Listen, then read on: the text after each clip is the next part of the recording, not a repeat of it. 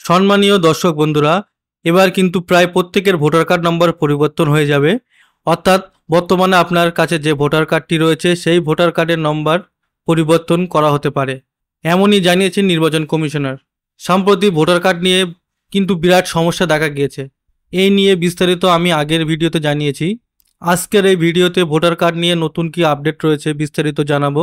তার আগে আপনাদের কাছে ছোট্ট একটি অনুরোধ, যে সকল বন্ধুরা আমার চ্যানেলে নতুন এসেছেন চ্যানেলটিকে অবশ্যই সাবস্ক্রাইব করে দেবেন এবং ভিডিওটি বন্ধুদের সাথে শেয়ার করতে ভুলবেন না।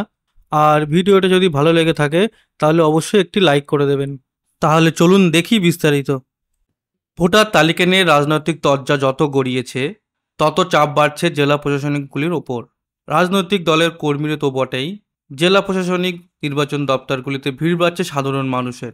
তবে প্রশাসনিক সূত্রের খবর, ভোটার কার্ডের প্রথমে যে 3 অক্ষরের সিরিজ বিভ্রান্তের সংশোধন শুরু হয়ে গেছে। যাদের এই সমস্যা ধরা পড়েছে তাদের নামের তালিকা প্রস্তুত করছে জেলা প্রশাসনগুলি। সংশ্লিষ্ট ব্যাখ্যায় ভোটার কার্ডের থাকা নম্বরের প্রথম 3টি অক্ষর সিরিজ হিসেবে ধরা হয়। একটি বিধানসভার জন্য একটি সিরিজ কার্যকর থাকে, যার ভিত্তিতে ভোটার কার্ডের বাকি নম্বর পান ভোটাররা। অভিযোগ, এই রাজ্যের কোনো বিধানসভার সিরিজের সঙ্গে অন্য কোনো রাজ্যের বিধানসভায় এলাকার সিরিজ মিলে যাচ্ছে। প্রশাসনিক সূত্রের দাবি, তা থেকেই জন্ম নিচ্ছে ভোটার তালিকার জাল থাকার বিতর্ক, যা প্রধানত রাজনৈতিক উত্তপ্ত বাড়িয়েছে। জেলা প্রশাসনিক কর্তাদের একাংশ জানাচ্ছে, তাদের কাছে এমন যে অভিযোগগুলো আসছে তার ভিত্তিতে তালিকা তৈরি হচ্ছে, সেটি পাঠানো হবে নির্বাচন কমিশনকে। কমিশন পরে তা পদক্ষেপ করবে। এক জেলার কর্তার কথায়, এতে ভোটার অধিকারী বিঘ্ন হওয়ার আশঙ্কা নেই। কমিশন নতুন পদ্ধতিতে এই সংশোধন করবে বলে মনে হয়। তাতে যাদের গোলমাল ধরা পড়েছে তাদের হয়তো নতুন ভোটার নম্বর পেতে পারে। সংশ্লিষ্ট মহল জানাচ্ছে, আগে একটি রাজ্যে নির্দিষ্ট সিরিজ নির্ধারণ থাকতো। কোনো সময়ে সফটওয়্যারের সমস্যার কারণে হয়তো কয়েকটি রাজ্যের সিরিজ মিশে যায়, তা থেকে এই সমস্যা। দিল্লি নির্বাচন সদনের তরফের বিবৃতিতে এর মধ্যে জানানো হয়েছে, পদ্ধতি সংশোধন ছাড়াও ইউনিক নম্বর দেওয়া হবে। কমিশনের এক কর্তার কথায় 294টি কেন্দ্রের সিরিজ পৃথক, সেটার সঙ্গে অন্য কোথাও থাকা সিরিজ মিলে যেতে পারে।